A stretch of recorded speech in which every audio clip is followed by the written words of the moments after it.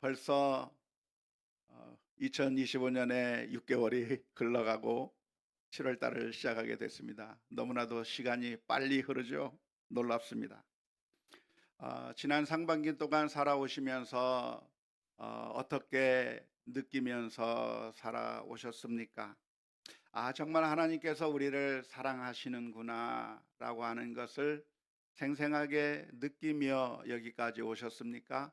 아니면 하나님의 사랑과 은혜를 별로 잘 느끼지 못하면서 좀 마음속에 불편함 가운데서 지내오셨습니까? 아마 많은 사람들이 별로 잘 느끼지 못했을 수 있습니다. 하나님의 은혜가 정말 크구나. 하나님께서 정말 나를 사랑하시는구나라고 깨닫기보다는 별로 잘 느끼지 못하며 그냥 일상을 살아왔을 가능성이 많을 거라고 생각이 되는데요. 그 이유가 있다고 한다면 하나님의 은총과 사랑이 없기 때문은 아닐 겁니다. 하나님의 은총과 사랑이 너무나도 작기 때문에 그런 것은 아닐 겁니다. 오히려 하나님의 은혜와 사랑이 너무나도 많아서 오히려 우리가 느끼지 못하게 되는 경우가 더 많을 것 같아요. 왜 우리들은 잘 느끼지 못하는 걸까요? 하나님의 은혜와 사랑을 잘 경험하지 못하는 것처럼 느끼며 사는 이유가 무엇이겠습니까? 그것은 마치 우리들의 어린 자녀들과 비슷하기 때문에 그렇습니다. 우리 자녀들은 항상 부모님에게 감사하는 마음으로 부모님을 대하나요? 불만과 불평이 가득 차 있나요? 대체로 보면 불만과 불평이 가득 차 있습니다. 내가 원하는 대로 해주지 않는다고 불평하고, 나에게 잔소리한다고 불평하고, 말 한마디 잘못했다고 신경질 내는 우리 아이들과 마찬가지로 오늘 우리들은 하나님의 은혜에 감사하고 그리고 하나님의 사랑에 정말 고마워하면서 살기보다는 마치 우리 아이들처럼 늘 불평과 불만을 터뜨리며 사는, 부모님의 사랑이 너무나도 많은데 모든 것이 다 부모님의 사랑인데 그 놀라운 사랑과 은혜에 대해서는 까마득하게 잊어버리고 그것은 당연한 것이라 생각하고 어, 조그만 거 하나 들어주지 않는다고 원하는 대로 해주지 않는다고 불평하는 아이들처럼 사실은 하나님의 은혜와 사랑이 우리들에게 너무나도 많이 있기 때문에 그 널려있는 하나님의 은혜와 사랑에 대해서는 인지하지 못하는 겁니다. 그런데 언제 인지하게 되죠? 그것이 없어져 보면은 압니다. 지금까지 누리고 있었던 것, 당연하다고 생각되던 것들이 없는 상황에 들어가게 되면 얼마나 내가 그동안 사랑과 은혜 가운데 있었는가를 깨닫게 되는 것이죠. 우리 아이들이 단기 선교만 가도 그것을 잘 경험한다고 합니다. 동남아시아나 후진국이나 이런 곳에 단기 선교에 가게 되면 정말 모든 것이 불편하고 그리고 정말 가지지 못하고 열악한 상황 가운데서 살아가는 그 모습을 보면서 예전에 제가 동남아시아에 가서 선교사님을 따라 필리핀이나 이런 데 가서 보면 정말 열악한 환경 가운데서 살아가는 그런 사람들을 보게 되면서 참 우리가 이곳에서 우리가 살아가고 있던 것이 얼마나 많은 것을 누리고 살고 있는가를 생생하게 느낀 적이 있었는데 우리 자녀들도 마찬가지잖아요. 단기 선교회 한번 가면 가서 복음을 전하는 그런 의미도 있지만 그런 곳에 가서 우리 아이들의 눈이 완전히 바뀌게 되는 거예요. 엄마 아빠의 사랑이 얼마나 참 좋은가, 내가 얼마나 풍성한 가운데 살아가고 있는가를 깨닫게 되는 것이죠. 아마 미국만 가도 금세 느끼고 오실 거예요. 아마 지난번에 우리 심혜경 전도사님이 미국에 다녀오셨는데 미국만 가도 얼마나 불편한지 모릅니다. 와이파이가 안 터지거든요. 우리나라는 어디든지 식당에 가든 카페를 가든 어느 것이든지 터지는 그 와이파이가 미국에 가면 카페에서도 안 터져요. 그런 걸 보면서 우리가 얼마나 좋은 환경에서 살아가고 있는가를 없어져 보면 깨닫게 되는 것과 마찬가지로 우리들이 고마움을 느끼지 못하는 것은 왜 그렇습니까? 그것은 너무나도 많은 것을 우리가 당연한 것처럼 느끼고 살아가고 있기 때문이 아닐까 생각이 드는 것이죠. 나중에 가서야 자녀들이 깨닫게 되는 것이죠. 부모님이 사라지고 난 뒤에야 정말 부모님께서 나를 사랑해 주셨구나. 정말 한도 없이 끝도 없이 나를 사랑해 주셨다고 하는 것을 나중에서야 깨닫게 되는 것과 마찬가지로 오늘 우리들이 하나님의 은혜와 사랑에 대해서 잘 경험하지 못하고 살아가는 이유가 있다고 한다면 그것은 그 하나님의 은혜와 사랑이 항상 일관적이고 항상 풍성하게 우리 주변에 있기 때문에 그것은 당연한 거라고 생각하기 때문에 그렇습니다. 일상화된 늘 있게 있는 그 은혜는 은혜가 아니라 당연한 것이고 당연한 권리라고 착각하는 게 우리 인생들의 어리석음이라고 할 수가 있겠습니다. 우리는 공기의 고마움을 잘 모르면서 삽니다. 왜냐하면 공기 속에서 언제나 있는 상황 가운데서 살아가기 때문에 그런 것이죠. 서울만 가보셨습니까? 서울만 가면, 저 수도권만 가면 공기가 맑지가 못해요. 제가 그곳에서 조금 살아봤는데 정말 공기가 혼탁해서 정말 이 전주에서 보는 이런 싱그러운 자연의 모습과 그리고 맑은 공기 이런 것들이 없어서 저는 이 전주에 와서 사는 것이 늘 얼마나 감사한지 몰라요. 운전을 하면서 가다 보면 또는 산책을 하면서 가다 보면 맑은 하늘과 정말 싱그러운 자연의 모습 그리고 맑은 공기들을 보면서 그 옛날 제가 수도권에서 잠시 있었을 때 그때와 비교가 되면서 얼마나 감사한지 몰라요.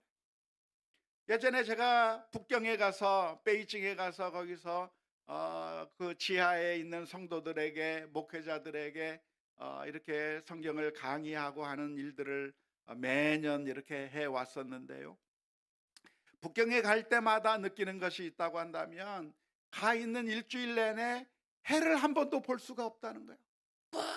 뿌해가지고 일주일 내내 그렇게 그런 탁한 공기 속에서 살아가고 있는 그 모습을 보면서 우리가 한국에서 살아가는 게 얼마나 감사한 일인가라고 하는 것을 거기 가면 느끼게 되는데요. 선교사님이 말씀하시기를 비가 오면 그래도 좀 낫다고 하는데 비가 한번 왔어요. 왔는데 전혀 달라지지 않더라고요. 없어져 봐야 아는데 우리는 늘 있기 때문에 그 고마움과 은혜를 망각하며 살게 되는 것이죠. 물고기도 역시 마찬가지입니다. 물고기는 물속에서 살기 때문에 물의 고마움을 전혀 모르는 것입니다. 광야에 걸어가던 이스라엘 민족도 역시 마찬가지였습니다. 이스라엘 민족은 애굽 땅에서 종살이 하다가 10가지 재앙을 통해서 여러 가지 기적을 통해서 그래서 해방되는 그런 엄청난 기쁨을 누리게 되었는데요. 감사할 일입니까? 아닙니까? 감사할 일이죠. 이스라엘 민족은 홍해 바다를 가르고 그 사이로 지나가는 놀라운 경험을 하게 되었습니다. 얼마나 놀라운 일입니까? 감사할 일입니까? 그 사이로 애국 군대가 몰살을 당해서 더 이상 이제 애국 군대가 괴롭히지 않는 그런 경험을 하게 되었을 때 얼마나 기쁜 일이고 감사할 일입니까? 광야의 길을 가는 동안에 하늘에서는 만나와 메추라기가 내리는 그 모든 일들이 감사할 일들이고 구름 기둥과 불 기둥을 통해서 그들의 길을 인도하시는 그 하나님을 보면서 감사할 수 있을 것이고 그들 가운데 있는 성막을 바라보면서 하나님이 우리와 함께 계시구나 하는 것을 경험할 수 있으니 감사할 일인데 그것이 일상화되어 버린 것이죠. 매일매일 만나를 먹는 겁니다. 처음 만나를 먹을 때는 이것이 정말 놀랍고 대단하고 정말 신기하고 하나님 감사합니다 하면서 먹었을 텐데, 이 만나를 매일 먹다 보니까 더 이상 감사할 수도 없어요. 오히려 불평하기 시작하는 거예요. 이스라엘 민족은 틈만 나면 하나님을 향해서 원망하고 불평하기 시작했는데, 그들이 원망하고 불평할 때 무엇을 먹고 원망하고 불평했어요? 하늘에서 내린 만나를 먹고 불평하는 겁니다. 그들이 불평할 때 무엇을 보고 불평했어요? 하나님께서 그들과 함께 하신다고 하는 구름 기둥과 불 기둥을 보면서도, 그 놀라운 은혜를 경험하면서도 조그만 어려운 일이 있으면 불평하는 모습을 보여주었던 것이죠. 이것이 마치 무엇과 같은가? 우리 자녀들과 같은 것이죠. 우리의 아들, 딸들과 같습니다. 엄마를 향해서, 아빠를 향해서 원망합니다. 불평합니다. 무엇을 가지고 불평합니까? 그날 아침 엄마가 해준 밥을 먹고 불평하는 거예요. 그날 부모님이 사준 옷을 입고 부모님을 향해서 불평하는 거예요. 부모님의 사랑 가운데 학교를 다니면서 불평하는 거예요. 부모님의 집에 살면서 그 울타리 안에 있으면서 불평하는 거예요. 모든 것을 다 잘 누리면서 한번 너 시험 잘 봤니? 물어봤다고 불평하는 거죠. 짜증내는 거죠. 그런 아이들을 향해서 한번 거울을 비춰주고 싶어요. 네가 입고 있는 내 모습을 봐라. 네가 가지고 있는 모든 게 다 부모가 해준 거다. Look at you. 내 모습을 봐라. 네가 가지고 있는 모든 것, 네가 누리고 있는 모든 것 부모님이 다 준 건데, 그걸 가지고 있고 그걸 입고 있고 그걸 쓰고 있고 그러면서 감사할 줄 모르는 우리들의 연약한 모습, 어쩌면 그게 바로 우리들의 모습이라고 할 수가 있을 겁니다. 실제로 그렇게 하지는 마십시오. 우리의 삶 가운데 불평과 원망 가운데 살아가는 것이 당연한가? 당연한 게 아닌 것이죠. 성경은 우리를 향해서 권면합니다. 데살로니가전서 5장 16절에서 18절의 말씀에 항상 기뻐하라, 쉬지 말고 기도하라, 범사에 모든 것에 감사하라. 이것이 그리스도 예수 안에서 너희를 향하신 하나님의 뜻이니라. 하나님의 뜻이 다른 데 있는 게 아니라 우리가 감사하는 삶을 사는 게 하나님의 뜻이다 말씀해 주고 있는데요, 하나님께서 이렇게 우리로 하여금 감사하며 살라. 힘든 상황 가운데서도, 어려운 일을 만나도, 모든 일에 좋은 일이 있을 때뿐만이 아니라 어려운 일을 만나도 감사하며 살라고 이렇게 우리를 향해서 말씀해 주시는 그 이유가 무엇이겠습니까? 우리가 감사해야, 그래야 하나님께서 만족하기 때문에 우리로 하여금 감사라고 하는 것일까요? 우리가 감사를 드려야만, 우리가 기뻐하는 모습을 보여주어야만 하나님께서 기분이 좋으시기 때문에 하나님이 기분 좋으려고 우리로 하여금 감사하라고 그렇게 말씀하고 있는 것일까요? 그게 아니에요. 우리의 삶이 기쁨으로 살아갈 때, 우리가 감사하는 마음으로 하나님 앞에 서게 될 때, 그때서야 비로소 우리가 하나님의 은총을 제대로 누릴 수 있기 때문에 그렇습니다. 우리가 하나님의 선물을 어떻게 제대로 누리는가? 하나님께서 우리들에게 많은 선물들을 주시고 은혜를 베풀어 주시는데, 그 하나님의 은혜와 사랑을 어떻게 충분히 만족하면서 충분히 누리면서 살 수 있겠는가? 우리가 감사로 나아갈 때, 기쁨으로 바라보게 될 때, 하나님의 은혜와 사랑을 경험하면서 살아가게 될 때, 그 선물을, 하나님의 선물을 온전히 제대로 누릴 수 있기 때문에 그렇습니다. 불평과 원망 가운데 있을 때는 우리가 아무리 큰 하나님의 선물과 사랑이라고 할지라도 그 선물의 가치를 우리가 충분히 누릴 수 없는 것이고, 그 선물이 선물이 아니라 우리들에게 저주가 될 수밖에 없는 것이죠. 아무리 좋은 선물이라고 할지라도 우리의 마음 가운데 그 선물을 감사와 기쁨으로 받아들이지 않는다고 한다면 그건 내게 아무런 의미가 없는 것이기 때문에 그래요. 하나님께서 주신 그 선물도 선물이 아니게 되는 것이고 저주거리가 되는 것이고, 우리가 그것을 어떻게 받아들이느냐에 따라서 그것이 우리에게 축복으로 다가오는가 저주로 다가오는가가 달라지기 때문인 것이고, 하나님께서는 우리가 가장 잘 되기를 원하시기 때문에 기뻐하라, 감사하라 권면하고 있는 줄로 믿습니다.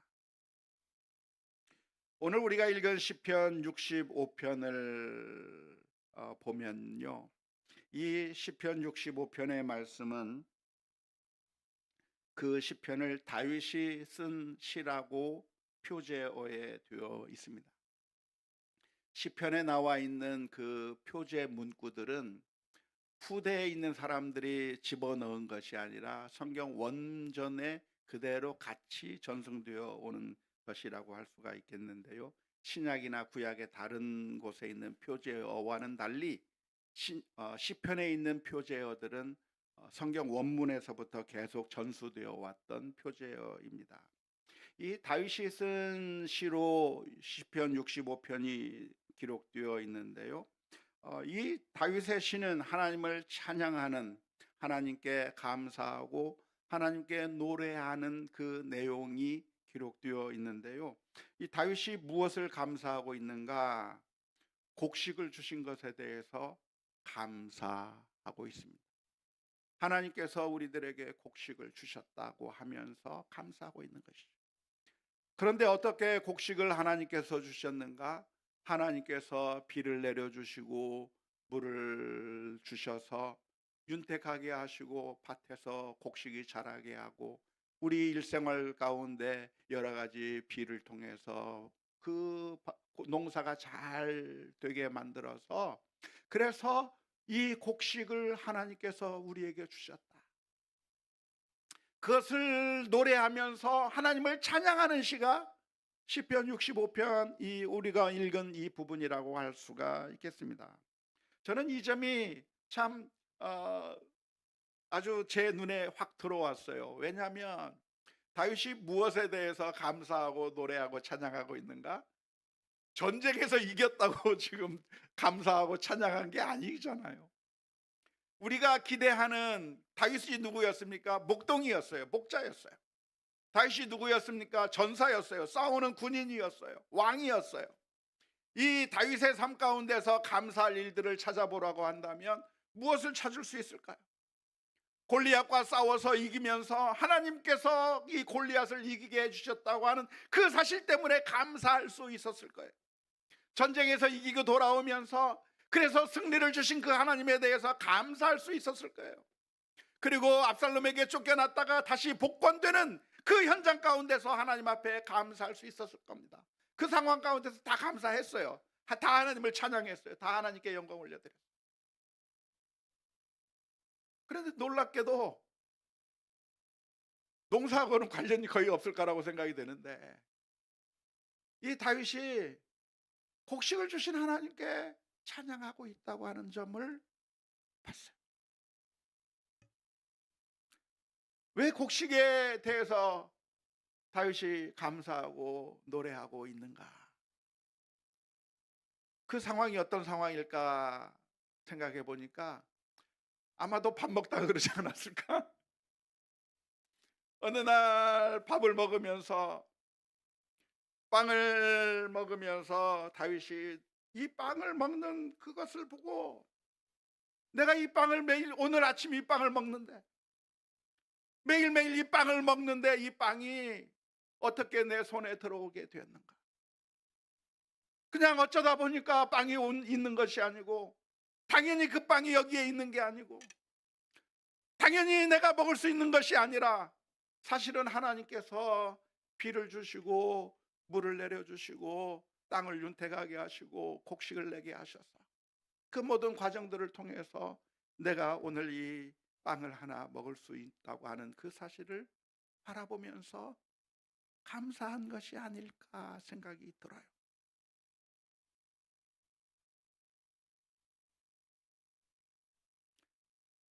당연한 게 아니라 이게 하나님의 은혜였구나. 당연한 게 아니라 하나님의 사랑과 은혜의 손길로 내가 지금 이것을 누리고 있구나라고 하는 것을 기억하면서 이 찬양의 노래를 하고 있는 것이라고 할 수 있는 것이죠. 사실 놀라운 것은 다윗의 삶 가운데서 다윗은 늘 감사와 찬송을 하나님 앞에 올려드렸습니다. 압살롬의 반역으로 인해서 도망갈 때 다윗은 원망하고 불평하면서 짜증내지 않았어요. 골리앗을 물리치고 그래서 민족의 영웅으로 등극한 이후에 사울 왕에 의해서 도망 다녀야 하는 그 상황 가운데서 다윗은 하나님을 향해서 불평하고 원망하는 모습을 보인 것이 아닙니다. 압살롬을 통해서 반역이 일어나서 그래서 도망가는 그 상황 가운데서 다윗은 시므이가 욕을 하는 그 장면을 목격하게 될 때 분노와 좌절 가운데 원망 가운데 그 상황을 맞이한 게 아닙니다. 오히려 그 순간에 다윗은 하나님의 은혜와 섭리를 생각하게 된 것이죠. 이 세상에서 일어나는 모든 일들이 어떻게 일어나는가? 우연히 일어나는 게 아니고 내가 재수 없어서 만나게 되는 게 아니고 하나님께서 우리를 사랑하시고 우리에게 가장 좋은 것을 원하시는 그 하나님께서 우리들에게 허락하신 거라고 하는 그 전제하에서 이것도 하나님의 은혜와 사랑 가운데 그리고 마침내 복으로 인도하시고 마침내 우리를 순금으로 빚어주시고 마침내 우리를 빚어가시는 그 하나님의 계획 가운데 우리에게 준 것이라고 하는 사실을 기억하면서 감사할 수가 있었던 것이죠. 우리가 잘 아는 존 파이퍼 목사님이라고 하는 분이 계신데요. 존 파이퍼 목사님은 한 번은 암에 걸려서 암 치료를 받아야 하는 그런 상황이 되었을 때 아주 유명한 책을 하나 쓰게 됐습니다. 예전에도 한번 소개해 드린 적이 있지만 그 목사님이 쓴 그 책, 그냥 이렇게 몇 가지로 글을 썼던 것들이 너무나도 좋아서 책으로 출간이 됐는데 그 책의 이름이 무엇이냐면 당신의 암을 허비하지 마십시오라고 하는 책이에요. 제가 번역했다고 한다면 그렇게 제목을 번역하기보다는 당신의 암을 쓰레기 취급하지 마십시오라고 번역을 했을 것 같아요. waste, 쓰레기처럼 취급하지 마라. Don't waste your cancer. 쓰레기 처리하지 마라. 그렇게 번역을 했을 것 같은데요. 이게 무슨 이야기냐면 하나님께서 내게 주신 이 암이 나쁜 게 아니다. 이것은 내 삶에 들어온 정말 기분 나쁜 것이고 정말 악한 것이다 라고 생각하는 것이 아니라 하나님께서 내게 선물로 주셨다는 것. 나를 빚으시고 나를 회복시키시고 영적으로 하나님께 더 가까이 가게 만들기 위한 하나님 앞에 더 순전하게 나아가게 만들기 위한 도구로 하나님께서 내게 이걸 주셨다.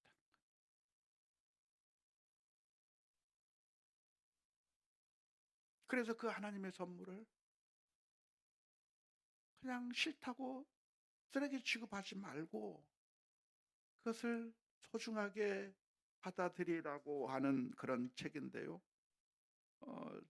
저는 이 책이 좋고 은혜스럽긴 하지만 제가 암에 걸린 분들한테 이 책을 선물하지는 않습니다. 왜냐하면 이 책이 그렇게 쉽게 받아들여질 수 있는 책이 아니고 내용이 아니고 정말 아 믿음으로 이 말을 제대로 잘 받아들이지 않는다면 오히려 역효과를 이뤄낼 수도 있고 어 오히려 불쾌하게 생각할 수도 있는 그런 가능성들이 있기 때문에 아 일부러 선물하지는 않는데요. 대중적인 설교를 할 때는 간혹 이야기하면서 우리가 그 일을 당하기 전에 혹은 어려운 가운데 있는 분들이 이 이야기를 통해서 하나님의 그 놀라운 사랑과 섭리를 기억하라고 권면해 드리고 싶은 것이죠. 그래서 우리는 우리가 회복해야 될 것이 있다고 한다면 전체를 보는 시각이에요. 우리가 무엇을 볼 것인가? 힘들고 고통스러운 것을 볼 게 아니라 사실은 우리 전체의 모습을 봐야 되는 것이죠. 사실 하나가 문제이고 나를 괴롭게 하고 나를 힘들게 한다고 한다면 그것이 하나인데 사실은 99는 하나님의 은혜와 사랑과 은총이 너무나도 많은 거예요. 근데 그걸 보지 않아요. 하나만 보는 거예요. 하나만. 바울 사도는 빌립보 감옥에 들어가면서도 하나님을 찬송했어요. 물론 감옥에 들어가는 것은 좋지 않죠. 힘들죠. 고통스럽죠. 하지만 바울 사도가 본 것은 하나님의 놀라운 사랑입니다. 로마서 8장 38절에서 39절의 말씀에 기록한 것처럼 내가 확신하노니 사망이나 생명이나 천사들이나 권세자들이나 현재 일이나 장래 일이나 능력이나 높음이나 기쁨이나 다른 어떤 피조물이라도 우리를 우리 주 그리스도 예수 안에 있는 하나님의 사랑에서 끊을 수 없으리라 라고 하는 그런 믿음의 고백처럼 하나님께서 우리를 사랑해 주신다고 하는 그 99개의 그 모습들을 보면서 하나님께 감사하는 삶을 살아가야 할 것입니다. 매일매일의 삶을 우리가 하나님의 은혜를 생각하면서 살아야 하겠지만 우리가 특별히 1년에 두 차례 정도 상반기를 마무리하면서 맥주 감사주일로 그리고 하반기를 마무리하면서 1년을 거의 마무리하면서 추수 감사 주일로 정해놓고 지키는 것은 우리가 다시 한번 감사의 마음을 회복하기 위해서입니다. 6개월이라고 하는 시간이 빨리 지났는데 회고하면 원망하고 불평스러운 부분들이 많이 있을 겁니다.